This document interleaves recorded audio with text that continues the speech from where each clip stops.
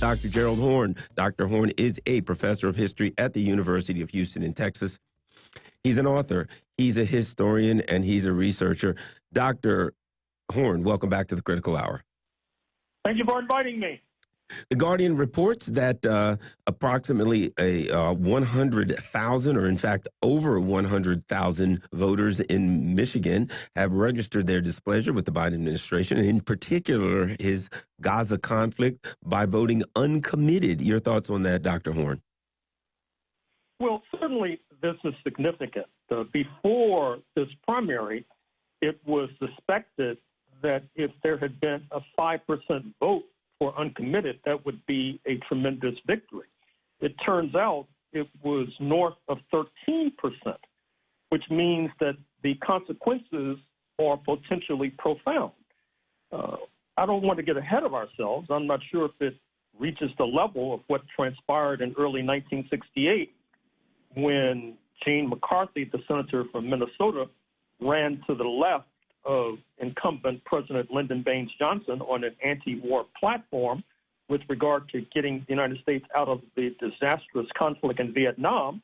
And that led to President Johnson deciding that he would not run for re-election that November. I'm not sure if we have reached that level, but it would not be beyond the stretch of imagination to say that it might be a step in that direction.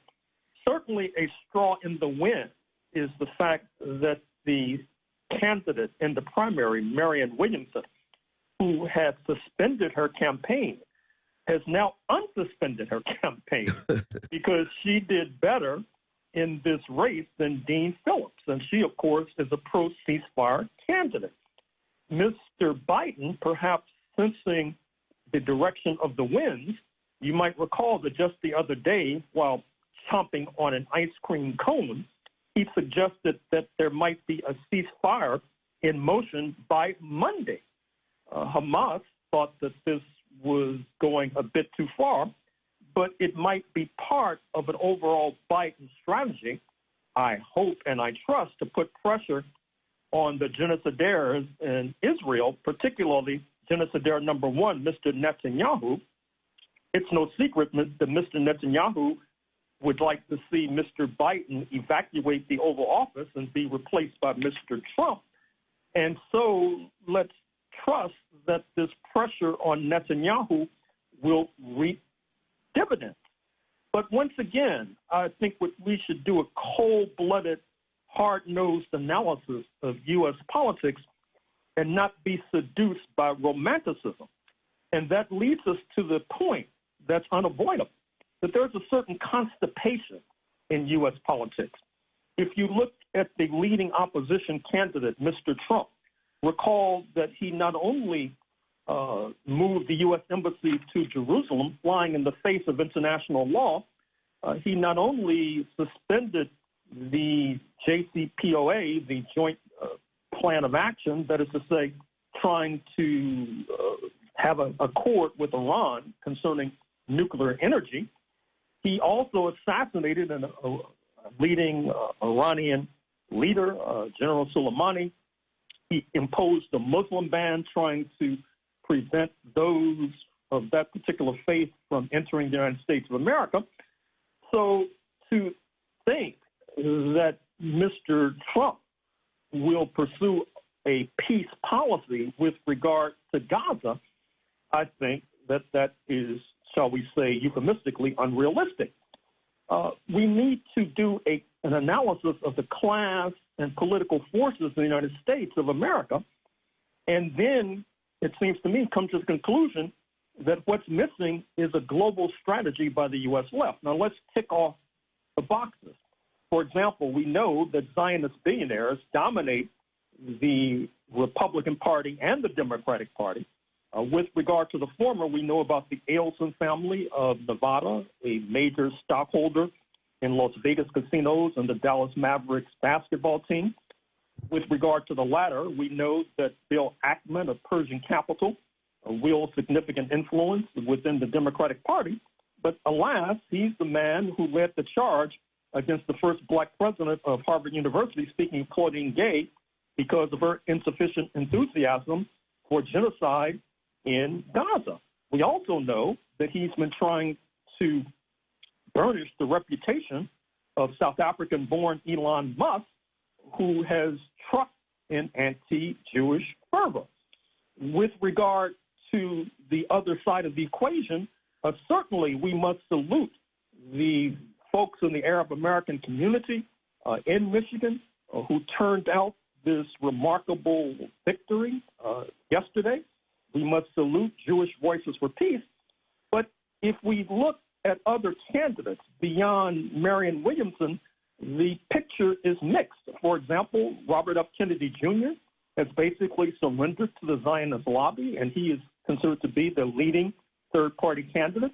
Of course, on the other side of the fence, you have Cornel West and Jill Stein and Claudia de la Cruz. But although I think their platforms are laudable, it's unclear what kind of impact they will have on the presidential race. If you look at labor, for example, once again, we salute the United Auto Workers and their leader, Sean Fain, fresh from a victory over the auto companies. He has called for a ceasefire, but it's unclear if that reflects a consensus within the labor movement as a whole. With regard to the black community, we see that leaders of the AME Church likewise have been quite critical of Israel, calling for a reduction, if not a suspension of aid. But if the AME Church represents the black community as a whole is unclear, given the pro-Zionist stances of Mayor Eric Adams of New York and Speaker-in-waiting Hakeem Jeffries of Brooklyn and Gregory Meeks, the ranking Democrat on the House Foreign Affairs Committee of Southeast Queens, and Al Sharpton et al. And I think that this leads us to an unavoidable political conundrum that we must grapple with if we're really serious about resolving this crisis in West Asia. That is to say that one of the reasons for the constipation of U.S. politics is that few would like to deal with the United States as a settler regime based on class collaboration between and amongst Euro-Americans across class lines, with the Euro-American working class and middle class generally tailing after the Bill Ackmans and the Adelsons of the world. And so the way we've been able historically to break that logjam is coordinating internationally. And here I must point to the meeting that's unfolding as we speak in Moscow of different Palestinian factions trying to get on the same page so that they can confront more effectively the Netanyahu regime. And likewise, the way we can emulate the Palestinian factions in Moscow is to coordinate our efforts with global efforts. For example, as we speak, there's a boycott of McDonald's hamburgers unfolding because of their giving free meals, Happy Meals, to Israeli soldiers. Likewise, a boycott of Starbucks. We need to coordinate with those international forces because that will help to put wind in our sails.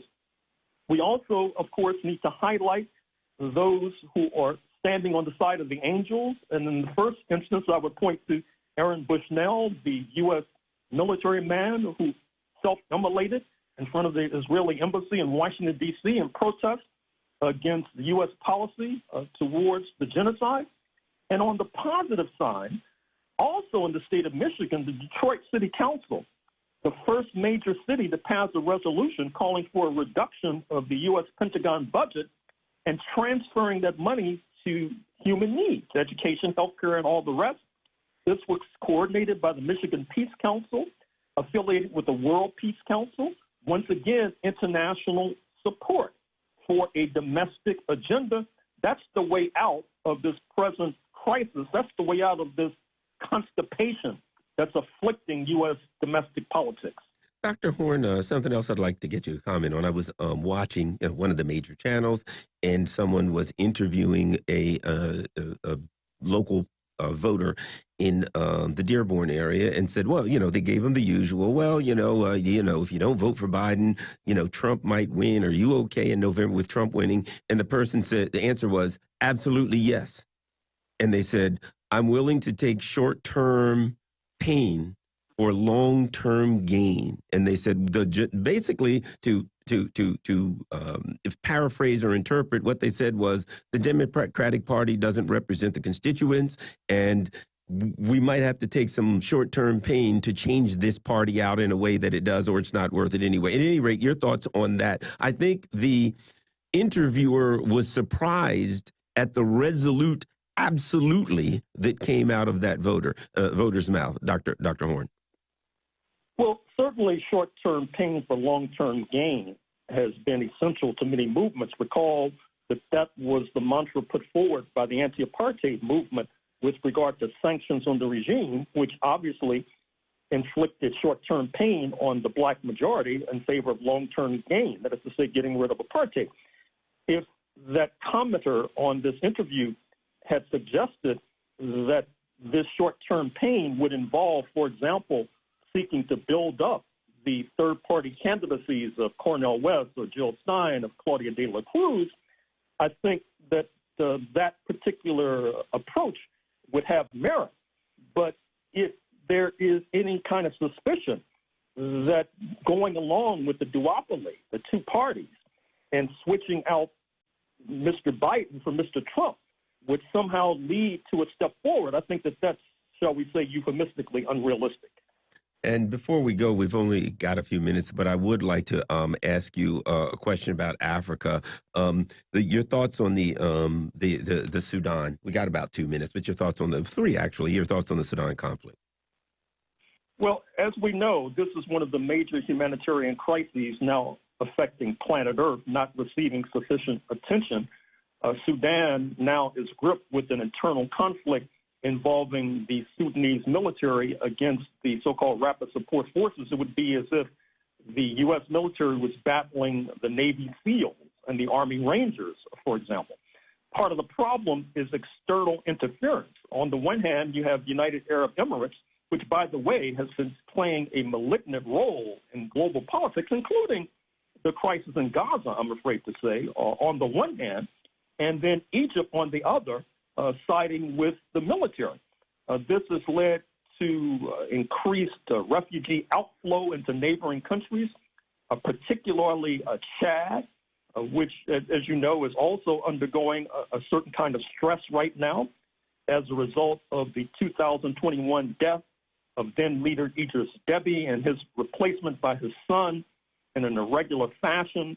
Despite that irregularity, the North Atlantic countries have put their blessings on his regime, but it's unclear if his regime will be able to deal with the present crisis, which therefore is having knock-on effects in neighboring Sudan. And of course, we would be remiss in talking about Sudan without talking about the noxious impact of past U.S. policies in what was once the largest country by territory in Africa.